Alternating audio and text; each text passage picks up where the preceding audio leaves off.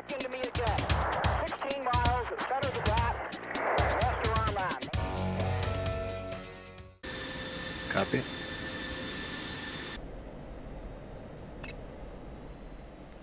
Hello everybody, I am Dances from the virtual 65th.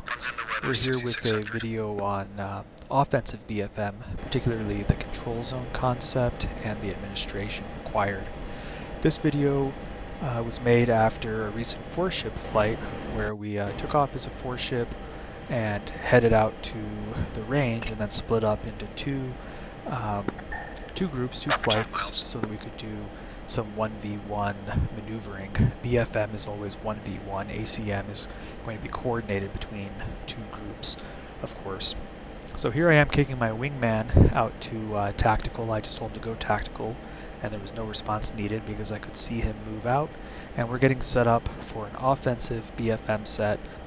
Specifically, what you'll see is that we are in 1 mile line abreast. We check away from the offensive fighter towards the defensive fighter.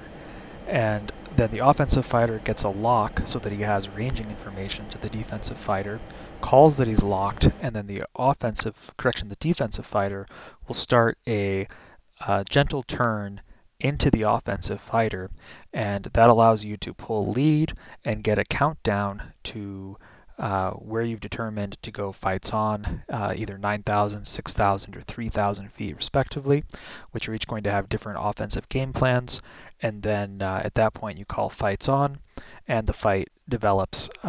What you'll see as well is that you have to drive to a turn circle entry window. You can't just point and put the bandit in your HUD.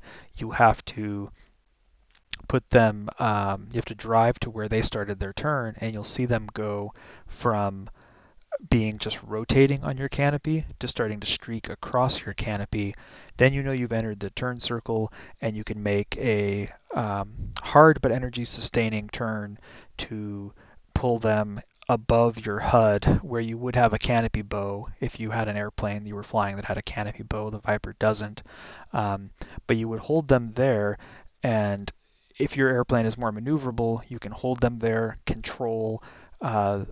essentially control their actions because they're forced to react to your offensive position, and anything they do you can react to. You're not going to overshoot them. And then once you have good energy state and you feel like they're predictable, you'll see some attack cues, and you're able to pull them into the HUD to take a Fox 2 shot or a gun shot if you're inside of about a half mile.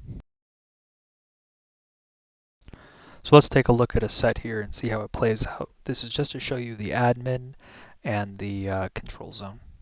Flanker 1's ready. Flanker 2 ready. Check right.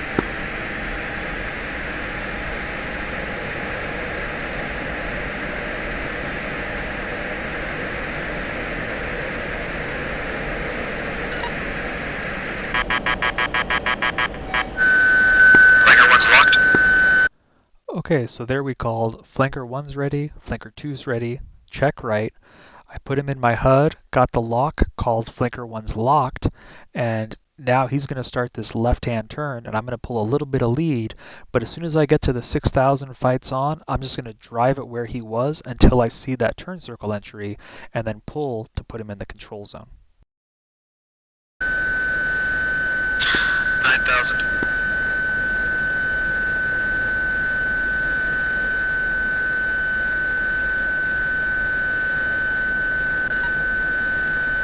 $6,000 fights on.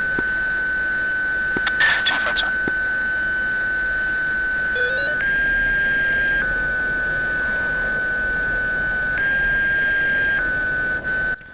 Notice here that I'm having him in the control zone. I'm not pulling him into the HUD, which would create problems that I could not react to. Now let's watch this play out in a more mature 9,000 foot engagement. I'm going to drive into 9,000, call the fights on. 9,000 fights on. I'm going to continue to drive to where he was until I see that rotational movement turn into line of sight, and there it is, so I'll turn in and pull to put him in the control zone with an energy sustaining turn. At some point I'm going to need to get him to slow down, so I'm going to send a Fox 2, which will have to infrared missile defense IRMD by pulling back power and creating aspect on the missile. That'll slow him down and allow me to move in for a guns kill. Number 2, Fox 2. Correction, number 1, Fox 2. Continue. There he had to IRMD, we continued, and now he's created some more aspect, but that allows me to get within the half-mile attack cues for the gunshot.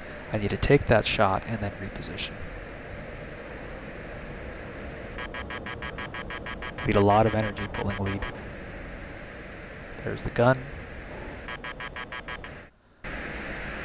Lastly, let's look at a 3,000 foot setup. In a 3,000 foot setup, the bandit is typically going to go straight down, and you're on his control zone when you start the fight. You're at his turn circle. 3,000 fights on. 2 fights on. At the fights on call, the bandit goes straight downhill, and you see the control zone principles still apply. If I had kept this bandit in the HUD pointed at him the whole time, he would no doubt be able to get out in front of me. Continue. So there's the Fox 2. We continue. Here the bandit's going to get very slow. He's pulling power and trying to force an overshoot by slowing down and pulling hard. And if I was pointed right at him, if I had him in the HUD, I would either be able to kill him immediately with the guns, or I would overshoot him. So by keeping him in the control zone until he's predictable, it's the safest thing that I can do until I'm comfortable taking an offensive position. We've both gotten very slow here, and I'm going to want to regain my energy before I actually try to prosecute an attack. So keeping him in the control zone allows me to do that, and he still has to react to me. Now you could ask, why can't he just extend or, accelerate out to 500 knots? And the answer for that is that we carry Fox 2 and Fox 3 missiles. It's the same reason that I can't leave the fight once I'm anchored, because if I turn around and extend, he can point at me and shoot me with the Fox 2 or Fox 3. So it really has to stay in these BFM regimes of airspeed. You can't get super fast and extend out because you're just making yourself a target. Terminate deck. So of course we called terminate here. We probably should have called knock it off for safety when we went into the cloud deck, but we got the terminate rule called 1 and then 2, and climbed out, got our heading figured out, and flowed together. And at this point we RTB'd for a formation ILS. Flowing. Can do that. Well, to conclude the video is just some video here of us shooting the ILS back into Tonopah as a 2-ship, and the other 2-ship we departed with on our original 4-ship, they ended up making their own ILS arrival here a little bit after us. But it's kind of stuff we do in the virtual 65th. We go up as 4 or 2 ships, or sometimes 8 ships, and engage in different skill sets, whether that's BFM, ACM, BVR, strikes, trying to make the correct decisions. But we wanted to show you the importance today of the control zone concept so that you can stay behind your bandit, stay offensive. A lot of people start thinking about BFM at the merge, but you're not always going to be head-to-head in a BFM engagement. Sometimes you're going to start offensively or defensively, so we practice both offensive and defensive setups, as well as merge game plans. And you can't think of BFM as a starting point. You can't say, oh, it's offensive because I started offensively. There's going to be high aspect phases of a fight. There's going to be offensive or defensive phases of a fight. So we train to all three. And we're also a little bit philosophical about it. We understand that BFM is not a very likely scenario in air combat. It's incredibly unlikely. So we treat it more as a handling exercise to build confidence with our airplane and our systems, and to feel out the envelope and the geometry of of lead and lag, and it makes you a better formation pilot, just like formation makes you a better pilot at BFM. And there's also the admin constraints that that we like to focus on. So thanks for watching the video. The Virtual 65th is available for squadrons in DCS that want to engage against an aggressor group. We're there for your training. We can create a variety of different profiles and presentations.